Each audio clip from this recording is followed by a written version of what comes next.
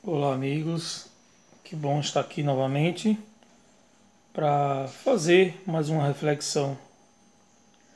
Hoje eu queria tratar de um assunto, refletir sobre um assunto não muito fácil, porque está sempre preenchido com muito tabu, sempre preenchido com muitas realidades até, digamos assim, polêmicas. Falar um pouquinho sobre, dentro da minha perspectiva, claro. O filtro que eu sempre uso é o meu filtro, é aquilo que eu aprendi na minha catequese, no meu dia a dia, na minha vivência como cristão e principalmente nas minhas leituras e reflexões pessoais. E também, claro, como costumo sempre dizer, me utilizando de sombras, me utilizando de outros catequistas, de outras pessoas que são referência para mim. Falar sobre o pecado, inicialmente, é falar sobre essa questão da Gênese, a nossa Gênese. A gente sabe que essa palavra Gênesis tem a sua origem no nascimento. Gênese quer dizer início, criação, né? Como é o primeiro livro da Bíblia, Gênese.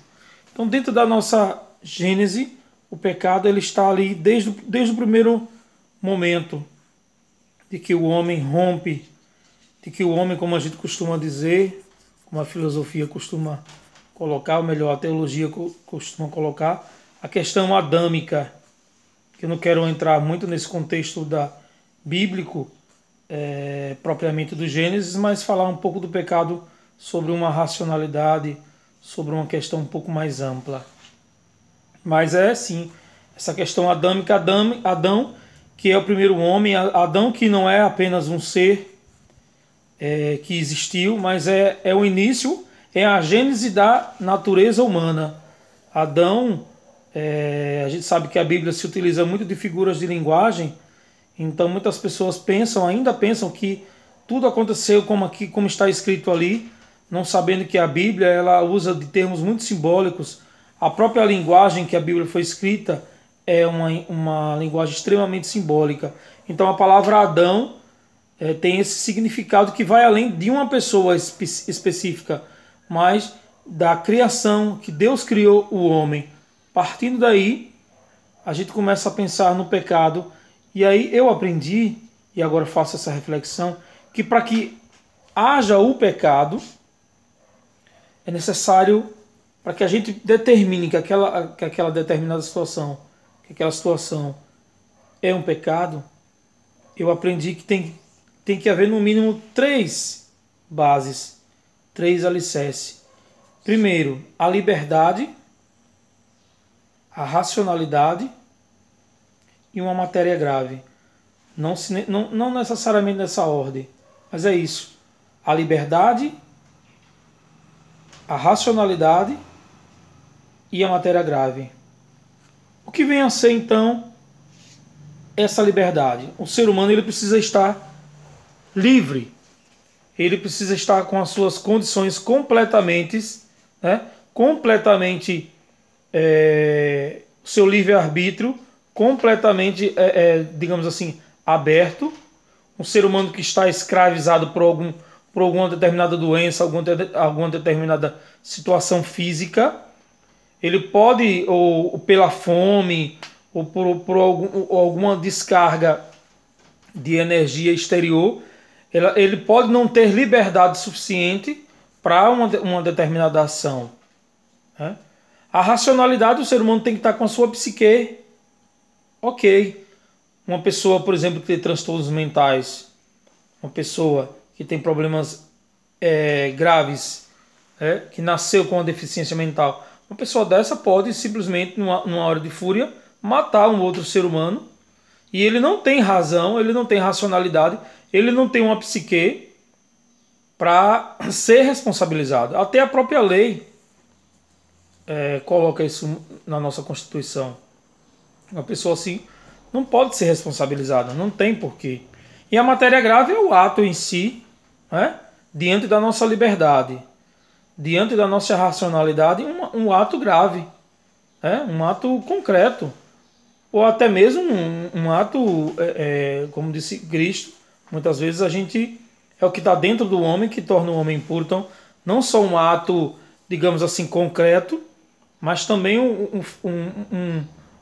algo que está dentro de cada um de nós, da nossa, no nosso sentimento de vingança, no nosso, no nosso pensamento que vai produzir, porque tudo começa dentro do homem, como diz o próprio livro de sabedoria, tudo começa dentro de cada um de nós. Então, às vezes o pecado começa dentro de nós. Cristo disse que aquele que olhar com outro olhar, o homem que olhar de uma outra forma para uma mulher pode estar cometendo um adultério contra ela. Ou seja, não é só as questões externas, mas também as questões internas também. Então, o pecado, segundo o que eu aprendi, tem que ter esses três bases: a racionalidade, a liberdade e a matéria grave, para que o pecado exista. Porque é muito bom falar sobre isso, porque muitas vezes na ignorância, nessa falta de conhecimento, nós somos levados a pensar que tudo é pecado. Qualquer que seja qualquer situação, por menor que seja, ou tudo é pecado, ou dentro do relativismo de que nada é pecado. Né? Levando em consideração, eu lembro que teve um jovem que certa vez me perguntou: mas André, então por que existe, se Deus, se Deus é todo poderoso, por que Deus deixa que o mal aconteça no mundo? Já que ele tem o poder de extrair o mal do mundo. E aí ele me pergunta por que Deus permitiu que o pecado entrasse no mundo, já que ele é Deus, ele tem todo o poder.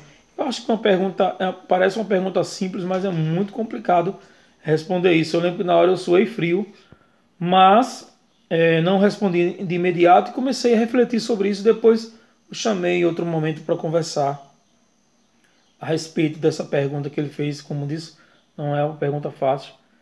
E aí, independente da resposta que eu dei a ele, eu quero agora refletir com vocês exatamente sobre essa resposta. Eu pego um pouquinho do que aprendi dentro da filosofia sobre essa questão do porquê Deus fez o homem diferente dele mesmo.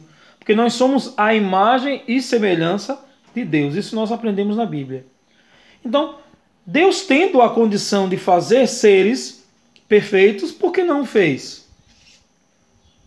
A palavra perfeito significa feito até o fim. Deus, como está escrito no catecismo, Deus nos fez inacabados.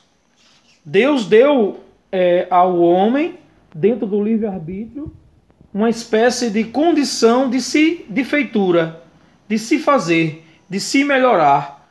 Né? Eu gosto muito do Cortella, o filósofo, que ele diz que, diferente dos objetos da casa, diferente dos eletrodomésticos, o ser humano ele não nasce pronto. Uma geladeira, ela nasce pronta e vai se acabando, não é isso? Nasce, que eu digo, foi aprontada, terminou, construiu, a indústria construiu, coloca-se ela e ela vai se acabando. O ser humano não. O ser humano ele tem essa capacidade.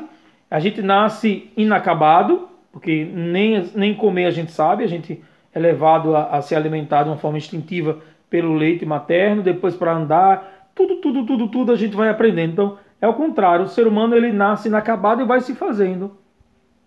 Nós somos os únicos seres que temos essa capacidade de ir nos melhorando, diferente dos objetos inanimados, diferente dos objetos. Né? Deus nos deu essa capacidade também de autocriação. Por isso que enquanto mais a pessoa envelhece, deveria, teoricamente, se tornar uma pessoa melhor, uma pessoa madura, uma pessoa mais aberta ao conhecimento, e assim a gente pode chamar sábio. A gente vê isso não na nossa origem, não aqui na nossa descendência ocidental, mas a gente percebe em outras regiões, em outras formas de pensamento, como um idoso, como um ser sábio, ele é bem tratado em outras etnias, em outras culturas. E infelizmente nós não temos isso como uma cultura. Mas deveria sim. Quanto mais a pessoa mais velha, mais sabe, ela se torna isso de uma forma natural, independentemente de ter estudado em universidade, independentemente de ter estudado, a pessoa tende, porque Deus nos deu essa capacidade de criação, né? Deus nos deu essa capacidade de auto nos criarmos, digamos assim, né? Espero que vocês estejam me compreendendo. Então, ainda voltando para essa questão, por que Deus permite? Deus nos criou dessa forma, inacabados. Porque eu certa vez ouvi de um filósofo ele falando que se Deus tivesse feito o ser humano perfeito, ele não teria feito nada além dele mesmo. Mas, pegando o gancho com a Escritura Sagrada, diz que Deus não nos fez seres aprisionados dentro de uma realidade fixa. Deus nos fez com liberdade. E ainda diz mais, desde o Antigo Testamento ao Novo Testamento, Deus nos quer livre para que o amor seja, de fato, o elo de ligação dele, que ele já provou, vindo com seu Filho único, dando a sua vida, mas que o homem também tenha esse elo por uma vontade e por uma liberdade própria, porque Deus não nos fez escravo, diz São Paulo, mas ele nos quer filhos. Então, se Deus não permitisse, se Deus não criasse um homem inacabado, se Deus não criasse um homem dessa forma, diz a filosofia, Deus teria feito outros deuses, pessoas perfeitas. Então essa relação não seria uma relação engessada, uma relação condicionada. Quem diz isso é a filosofia, e eu reflito sobre isso. Como é bonito saber que dentro da minha imperfeição, como já dizia os santos da igreja, da tradição da igreja, é lindo, como o pecado, né, como a imperfeição humana também tem esse lado bonito, que é o que nos condiciona à necessidade, a sermos parte daquela água viva que é Deus. Nós somos necessitados, sedentos, como diz o Salmo, assim como uma corça precisa da água, que é aquela planta que vive em cima do rio, ela necessita sugar da água para sobreviver, assim como uma corça suspira pela água, minha alma, daí nasce a nossa eterna sede de Deus. Nós somos inacabados, nós somos parte de Deus, não somos deuses, mas somos minúsculos, né? Pedacinhos desse ser, porque somos a imagem e semelhança dele. E temos essa. É por isso que o homem, desde que dentro da sua racionalidade ele pensa, o Homo sapiens, né, que a gente costuma estudar isso em história, o homem sempre busca o preenchimento de um vazio que nem ele sabe o que vazio é esse. Então talvez esse vazio seja exatamente essa necessidade do Criador, essa necessidade desse preenchimento que ele não vai encontrar nele. Ele só vai encontrar dentro de uma transcendência, né? Então, por um lado, parece que o pecado nos aprisiona, porque nos torna, nós somos, infelizmente, digamos assim, não é que sejamos dependentes do pecado, mas o pecado é inerente ao ser humano, a gente não tem como não pecar, não tem como não, porque nós somos falhos mesmo, porque nós somos inacabados, mas essa busca constante do melhoramento, essa busca constante pela maturação na vida humana, essa busca por Deus, essa busca por um ser melhor, então é que nos torna realmente especiais.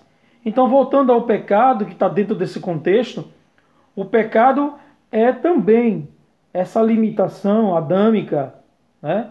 Essa realidade que nos faz voltar para dentro da nossa miséria, da nossa pequenez, e reconhecer que temos um Deus, e reconhecer essa necessidade de Deus. Por um lado, eu vejo como isso é bonito, como sempre humanamente por um lado ruim, a gente pode encontrar algo bom. O pecado nos torna filhos, né? Nos torna não escravos, ou melhor, porque ele não nos aprisiona no sentido de que não é o pecado que nos distancia de Deus. Ao contrário, o saber que somos pecadores, o saber que somos falhos, nos dá a condição de buscar, não em nós, que a gente não vai encontrar, buscar em Deus essa completude. Deus nos complementa.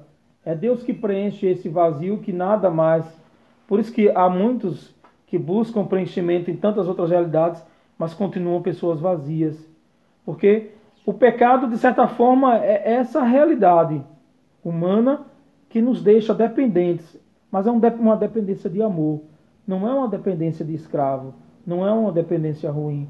A gente pode transformar essa dependência, essa realidade de buscar sempre um melhoramento em algo que nos liga a Deus, nos liga a nós mesmos, porque como a gente sabe que somos pequenos, como a gente sabe que somos limitados, a gente sempre vai ter essa necessidade de estar se melhorando, estar buscando.